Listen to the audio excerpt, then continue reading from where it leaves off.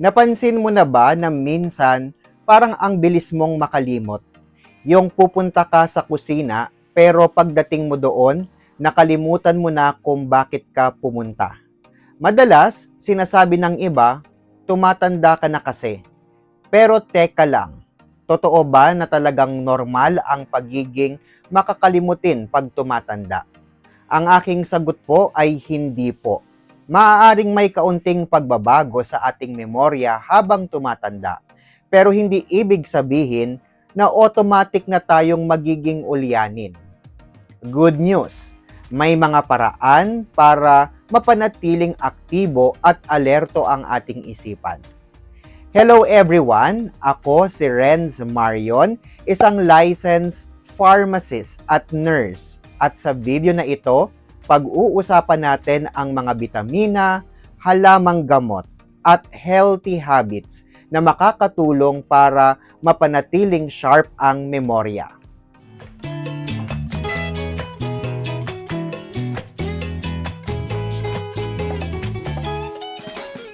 Habang tayo ay tumatanda, may mga pagbabago na nangyayari sa ating utak. Bumabagal ang proseso ng brain cells sa pag-communicate sa isa't isa. At minsan, mas mahirap na rin makabuo ng bagong connections o pathway para sa pagkatuto at pag-alala. Hindi ibig sabihin nito na agad-agad ay magkakaroon na ng malalang memory loss. Pero maaaring maranasan ang tinatawag na age-associated memory impairment o yung medyo nakakalimot sa mga simpleng bagay, gaya ng pangalan ng bagong kakilala, kung saan mo inilagay ang susi o kung anong araw na nga ba ngayon. Maliban sa edad, may iba pang factors na pwedeng makaapekto sa memorya. Halimbawa, ang stress, kulang sa tulog, mahinang nutrisyon, at kakulangan sa mental stimulation. Lahat ng ito ay may epekto sa function ng ating utak. Maging ang kondisyon tulad ng mataas na blood pressure, diabetes, at kahit depression ay maaari ring magdulot ng memory problems kung hindi maagapan o ma-manage. Kaya mahalaga na habang maaga pa lang, alagaan na natin ang ating utak.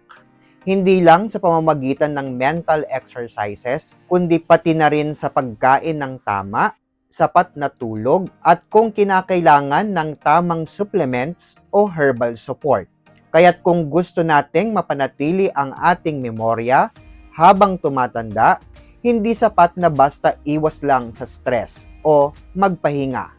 Kailangan din nating tulungan ang katawan, lalo na ang utak, sa pamamagitan ng tamang nutrisyon. Dito pumapasok ang papel ng ilang vitamins at halamang gamot na may ebidensyang makatulong sa brain health. Isa sa pinaka-importanting group ng vitamins para sa utak ay ang B-complex vitamins, lalo na ang vitamin B1, B6, B9, at B12. Kung iisipin mo, para silang yung maintenance crew ng utak. Tumutulong sila sa pagbuo ng brain chemicals na ginagamit natin upang mag-isip, mag-focus, at makaalala. Kapag kulang ka sa B12, pwede kang makaramdam ng pagiging makakalimutin at sa matagal na panahon, pwedeng mauwi sa mas seryosong memory problems. Ngayon, kung usapang brain food naman, hindi pwedeng hindi mabanggit ang omega-3 fatty acids. Ito yung healthy fats na galing sa isda, tulad ng salmon o mackerel. Pero kung hindi ka mahilig sa isda, pwede rin itong makuha sa fish oil supplements. Ang omega-3, lalo na yung DHA, ay parang langis sa makina ng utak natin. Pinapabuti nito ang function ng brain cells at pinoprotektahan tayo mula sa age-related decline ng memorya. At kung herbal ang usapan, hindi mawawala ang ginkgo biloba. Marami na ang gumagamit nito para sa memory enhancement, lalo na sa Europe. Ang ginagawa nito ay pinapabuti ang blood flow sa utak at may antioxidant effect din. Parang binibigyan mo ng extra supply ang brain mo. Pero tandaan, hindi ito para sa lahat. Kung may iniinom kang gamot sa dugo, importante na kumonsulta muna sa doktor. May isa pa akong favorite na herb, ang Bacopa monnieri o mas kilala bilang Brahmi. Matagal na itong ginagamit sa Ayurvedic medicine para sa concentration at memory. Hindi ito instant, usually kailangan ng ilang linggo bago maramdaman ang epekto. Pero para sa mga taong gustong panatilihin ang focus, lalo na yung madalas mag-multitask, malaking tulong ito. Ngayon, baka hindi mo inaasahan pero pati ang vitamin D ay may role din sa memory. Oo, kilala siya para sa bones pero sa totoo lang, ang utak din ay nangangailangan nito para gumana ng maayos. Kaya kung bihira kang mabilad sa araw, baka kailangan mo ring i-check ang vitamin D levels mo. At syempre, isa sa pinaka-promising ngayon ay ang mga curcumin, ang active ingredient sa turmeric. May anti-inflammatory at antioxidant benefits ito. Sinasabing tumutulong ito na iprotekta ang utak mula sa damage at pwede ring mag-improve ng attention at memory. Lalo na kung sinasabayan ng black pepper extract para mas ma-absorb ng katawan. So sa lahat ng yan, ang importante ay alam natin kung ano ang tama para sa atin. Hindi lahat ng supplements ay para sa lahat. Depende yan sa edad, lifestyle, at kalusugan. Pero sa tamang gabay, malaki ang maitutulong ng mga ito para mapanatili ang pagiging alerto at matalas na isipan. Ngayon, kahit gaano ka pa karelihiyoso sa pag-inom ng supplements at ng herbal support, kung hindi mo aalagaan ang pang-araw-araw mong routine, sayang lang ang epekto. Kasi ang memorya hindi lang binubuo ng gamot at bitamina, kundi ng lifestyle na paulit-ulit mong pinipili. Unahin natin ang sapat na tulog. Tuwing gabi, habang tayo'y natutulog, doon nagre-recharge ang utak natin. Hindi lang basta pahinga yan. Sa mga oras ng malalim na tulog, inaayos ng brain kung anong impormasyon ang dapat i-store at anong dapat i-let go. Kaya kung palagi kang kulang sa tulog, huwag ka nang magtaka kung bakit lutang at makakalimutin ka kinabukasan. Targetin natin ang 7 to 9 hours of quality sleep, hindi sobra, hindi kulang. Pangalawa, sanayin ang utak. Ang utak ay parang kalamnan. Kapag hindi ginagamit, humihina. Kaya ugaliin mong bigyan ito ng challenge araw-araw.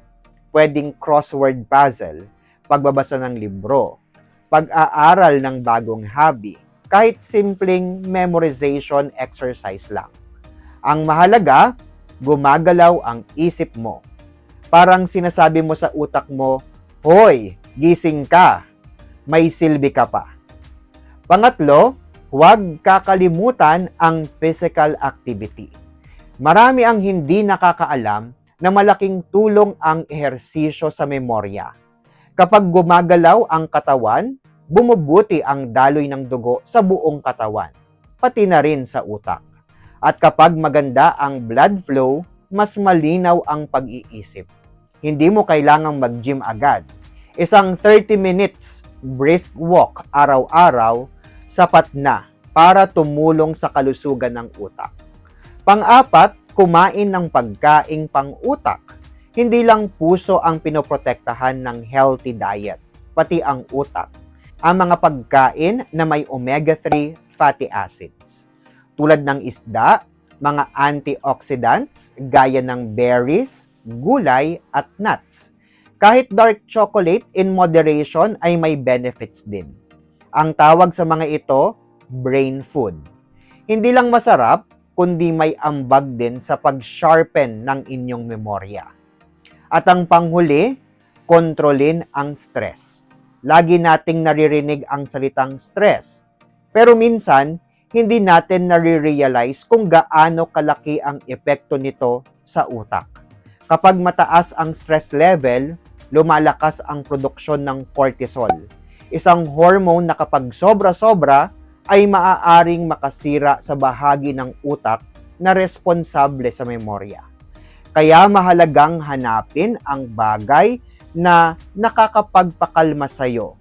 Pwedeng dasal, journaling, pakikinig sa music, o simpleng tahimik na sandali. Hindi ito pagiging tamad. Ito'y bahagi ng pag-aalaga sa mental health mo. Ang bottom line, kung gusto mong tumalas ang memorya, kailangan mong maging intentional.